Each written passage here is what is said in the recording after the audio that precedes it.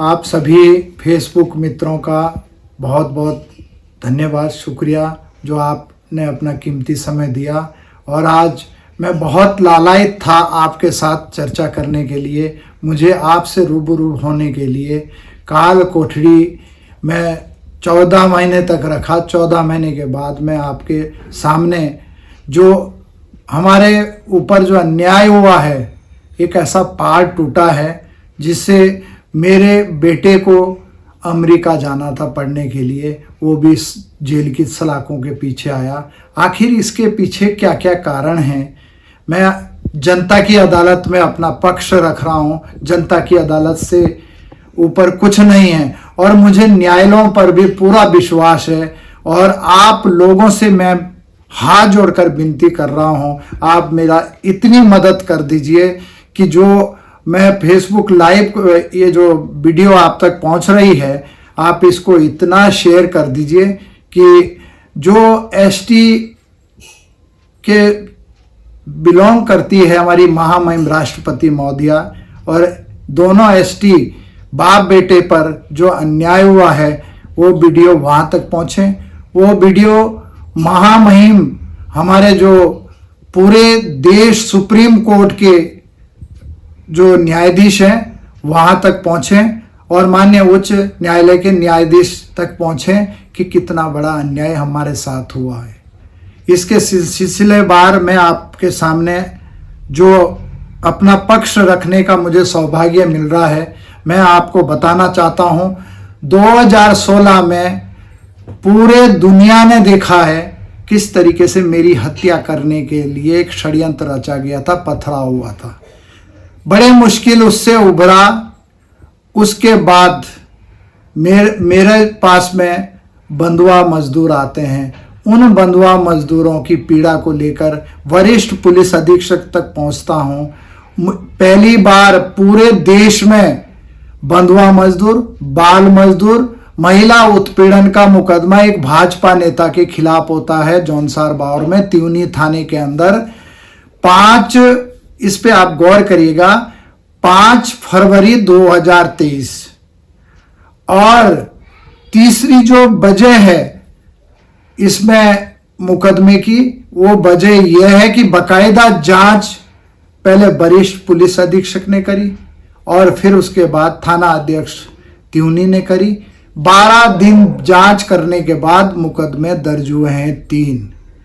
दूसरे दिन 6 फरवरी 2023 को मैं अपने बेटी के एडमिशन के लिए देहरादून गया था। उस दिन मुझे शाम हो गई थी, मैं इसलिए अपने सुरक्षा कर्मी के साथ में देहरादून ही रुकना चाह रहा था। और जैसे ही होटल में हम लोग जाने वाले थे, दोनों मेरे सुरक्षा कर्मी और मैं, उसी समय वहाँ पर 3 थानों के थाना अध्यक्ष आते हैं कि दौलत कुंवर जी आपको हमारे साथ चलना होगा। तो मैंने उनसे पूछा कि महोदय मुझे बता तो दीजिए मेरा गुनाह क्या है, कोई आपके पास वारंट वगैरह। उन्होंने कहा, उनमें से एक जो थाना अध्यक्ष विकास नगर भी रहे हैं, उन्होंने कहा दौलत कुंवर जी आप अच्छी तरह जानते हैं मुझे, मैं तो थाना अध्यक्ष विकास नगर भी रहा हूँ, अब देहरादून में हूँ। माँ की कसम खा रहा हूँ, हमें कोई पता नहीं है, ऊपर से आदेश है आपको रोकने का। तो आप समझ सकते हैं, पुलिस हमें दोनों को ले गई अपने साथ में पुलिस लाइन के पास रेस्टोरेंट्स के अंदर। उसके बाद काफ़ी देर तक वहाँ रखा और फिर रात्रि 9 बजे के करीब हम लोगों को पौंदा रोड पर ले गए जंगल में। वहाँ पर एक फ़ोन आता है, जो आगे वाली सीट पे बैठे हुए हैं उनको फ़ोन आता है, इंस्पेक्टर साहब को गाड़ी से नीचे उतर के जाते हैं और वहाँ पर बात करके आते हैं कि मुझे कहते हैं कि दौलत कुंवर जी आपको हम वहीं छोड़ देते हैं होटल में, आप सिर्फ एक काम करिए। मैंने कहा महोदय आप आदेश करें। मैं बीच में बैठा हुआ था पीछे वाली सीट पे, एक सीट पे इधर थाना अध्यक्ष बैठे होते और एक इधर पे थाना अध्यक्ष बैठे होते। आगे वाले अधिकारी मेरे को कहते हैं, वो कहते हैं कि आप जो है, जो वीडियो आपके फेसबुक यूट्यूब चैनल पे डली हुई है उसमें आप लिख दीजिए, उसको डिलीट कर दीजिए सारी वीडियो, जोशीमठ की भी, बंधुआ मजदूरों की भी और वो पिंकी हत्याकांड की भी, वो सारी डिलीट कर दो। और आप लिख दीजिए कि भाजपा राज्य में और केंद्र में बहुत अच्छा काम कर रही है, तो मैंने उस पर मना कर दिया। तो उन्होंने कहा कि अब तुम्हें कोई बचा नहीं सकता और अब तुम जो है जेल के सलाखों के पीछे सड़ोगे। पूरे रात उन्होंने मुझे परेशान किया, जगह जगह ले गए कि तुम ऐसा करो। मैंने कोई बात नहीं मानी। लास्ट में धर्मवाला चौकी पे लेके गए लगभग 4:30 बजे और मुझे वहाँ हवालात में डाल दिया। और दूसरे दिन पुलिस ने जो पूछा जाता है कि मुकदमा तुम्हारे ऊपर ये हो रहा है, मेरे बयानों में सीओ साहब और थानाध्यक्ष मुझे अलग अलग बुलाते हैं और कहते हैं कि अब ले दौलत कुंवर बहुत बड़ा अम्बेडकरवादी बन रहा था, अब तुझे कौन बचाता है, अब तू जेल पहुंच और पीछे पीछे तेरे बेटे को भी हम जेल भेज रहे हैं। मैं आपसे पूछना चाहता हूं, ये ऐसा कौन सा अपराध मेरे बेटे ने किया जिसे आज तक हमने दूध लेने तक नहीं भेजा और उसको जो है दूसरे दिन सलाखों के पीछे भेजने का काम किया। और किस तरीके की यातनाएं जेल में दी गई है।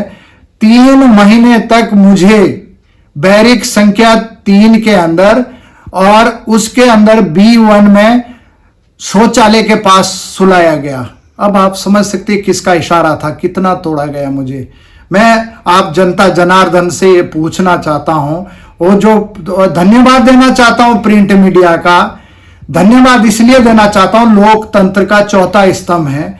जिस दिन हमारे पे मुकदमा लिखते हैं, मुकदमा लिखवाते हैं पुलिस की, इसमें कोई गलती नहीं है। पुलिस ने तो उन्हीं वकीलों के ऊपर 15 दिन पहले मुकदमा दर्ज कर रखा, मनानी का मुकदमा दर्ज है, जिनको रात को बुलाया गया और उनके द्वारा मुकदमा लिखवाया गया मेरे ऊपर। ये भी जांच का विषय है, जो जिस पे अभी माननीय कोर्ट ने संज्ञान नहीं लिया। माननीय कोर्ट पर मुझे विश्वास है, वो इसकी गहनता से जांच करेंगे और जिस दिन गहनता से जांच होगी, दूध का दूध और पानी का पानी हो जाएगा। उन्हीं के द्वारा ये मुकदमा लिखवाया गया और हमको जेल भेजा गया। मैं आपसे सिर्फ 2 बातें करना चाहता हूं कि हम लोगों की गलती क्या है, मेरी क्या गलती है।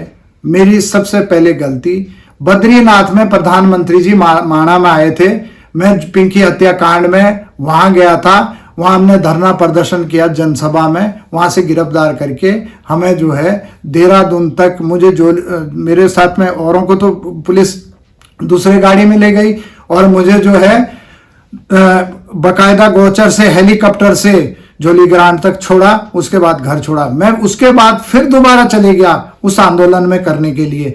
और जोशीमठ में जिस तरीके से भूदशा हो रहा है, वहां पर कितना आंदोलन हुआ, आपको फेसबुक में सब कुछ आपके सामने है। जौनसार बावर के बंधुआ मजदूरों के साथ कितना बड़ा अन्याय हुआ है, वो आप लोगों के सामने है।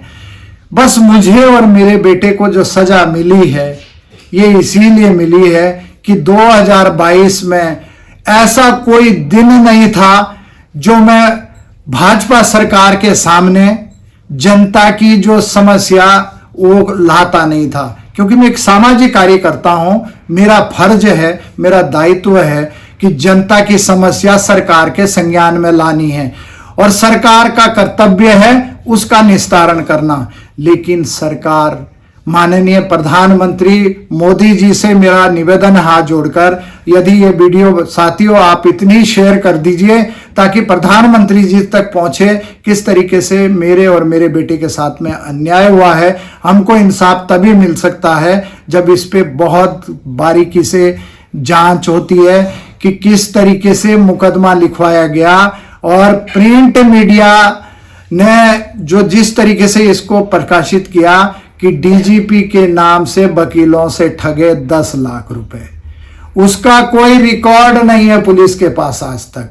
माननीय न्यायालय ने मुकदमा लिखवाने वाले एडवोकेट सतीश भाई, जो मेरे अनुज है और मेरे साथ 1 साल पहले जुड़े, ये 3 वकील, इन्होंने एक ही बात कही कि दौलत कुंवर जी आपके पास काले कोट की कमी है, आपके संगठन में बहुत लोग जुड़े हुए हैं, हमें भी जोड़ लीजिए। तो मैंने उनका स्वागत किया। मुझे क्या पता था कि इनको मेरे पीछे लगाए गए।